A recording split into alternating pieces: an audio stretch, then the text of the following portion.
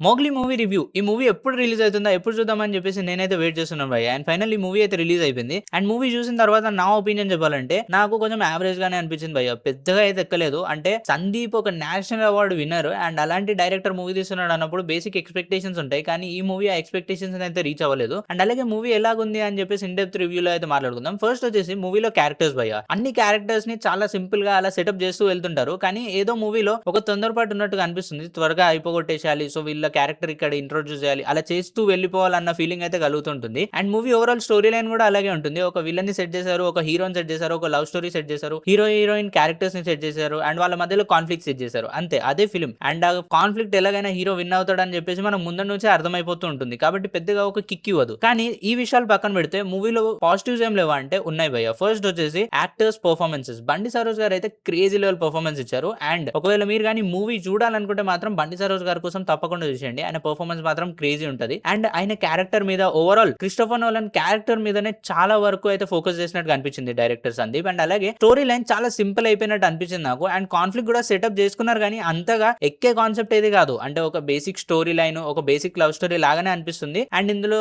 ఒక village back drop, ఒక అడవి బ్యాక్ డ్రాప్, ఈ షూటింగ్ అండ్ అలాగే ఒక పోలీస్ స్టోరీ ఇవన్నీ కంబైన్ చేసుకుంటూ ఒక స్టోరీని తీయడానికి అయితే ట్రై చేశారు. కానీ అది పెద్దగా వర్కౌట్ అయిందా అంటే మాత్రం వర్కౌట్ అవ్వలేదు. అండ్ అలాగే మెయిన్ క్యారెక్టర్ పర్ఫార్మెన్సెస్ గురించి మాట్లాడుకుంటే మాత్రం రోషన్ కనకాల క్రేజీ చేశాడు యాక్షన్. అండ్ సెకండ్ మూవీకి ఈ మాత్రం పర్ఫార్మెన్స్ క్రేజీ, అసలు చాలా బాగా అనిపించింది నాకు. బట్ ఓవరాల్ మూవీ గురించి మాత్రం చూసుకుంటే నాకు అంత పెద్దగా అయితే కనెక్ట్ అవ్వలేదు. And I felt it was decent. పెద్దగా నాకు సాంగ్స్ గానీ బీజం గానీ అంత బాగా కనెక్ట్ కూడా అవ్వలేదు. బట్ మూవీ చూడొచ్చా లేదా అంటే మాత్రం ఈ వీకెండ్ కి ఏదైనా మీరు మంచి మూవీకి వెళ్ళాలనుకుంటే మాత్రం వెళ్ళిపోండి. డీసెంట్ గా ఉంటది. మీకు టైం అసలు తెలియదు మూవీ ఎప్పుడు అయిపోయింది ఏమైందని చెప్పేసి. కానీ అలా అని చెప్పేసి ఫుల్ సాటిస్ఫాక్షన్ అయితే ఇవ్వదు. But still it is a decent film. So ఒకవేళ మీరు కానీ చూడాలనుకుంటే తప్పకుండా చూసేసండి. అండ్ ఒకవేళ మీరు ఆల్రెడీ మూవీ చూస్తుంటే మీకేమనిపించిందో కామెంట్ సెక్షన్ లో తప్పకుండా చెప్పండి.